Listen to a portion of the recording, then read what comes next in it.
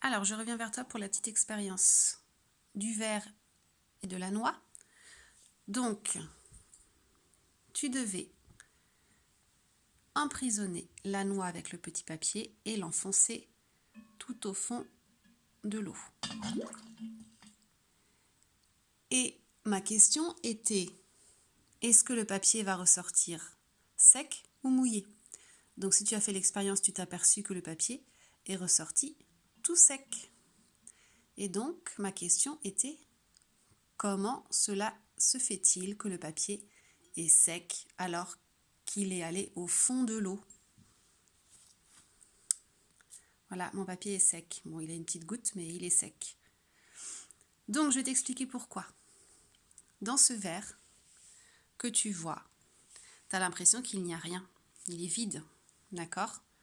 Eh bien, il n'est pas vraiment vide, en fait, ce verre. Il est plein d'air. L'air, c'est ce que tu ne le vois pas, mais tu peux le sentir. Quand tu souffles sur ta main, tu sens de l'air. Parce que l'air est présent tout autour de toi et il est présent aussi dans le verre.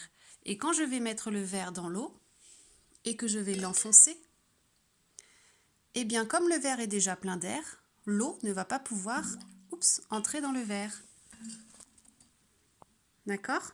Par contre, si je laisse s'échapper l'air du verre, ce que je vais faire maintenant, l'air va s'échapper sous forme de bulles, comme tu as fait des bulles avec ta paille, tu te souviens?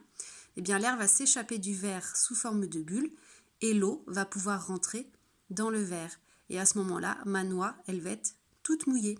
Parce que là, c'est l'air en fait qui la protège de l'eau. D'accord? C'est pour ça qu'elle est sèche.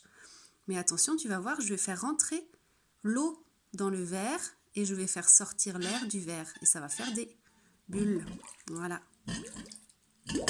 Oups. Et là, c'est pas facile parce que le verre est trop grand. Et donc là, tu vois, je ne sais pas si tu vois, j'ai fait rentrer de l'eau dans le verre. Donc à la moitié, d'accord? La noix, elle est montée là. Elle est plus haute dans le verre parce qu'en fait, le verre est rempli à plus de la moitié d'eau. Et les bulles que tu as vues ressortir, eh bien, c'était l'air qui s'échappait du verre. Comme avec la paille.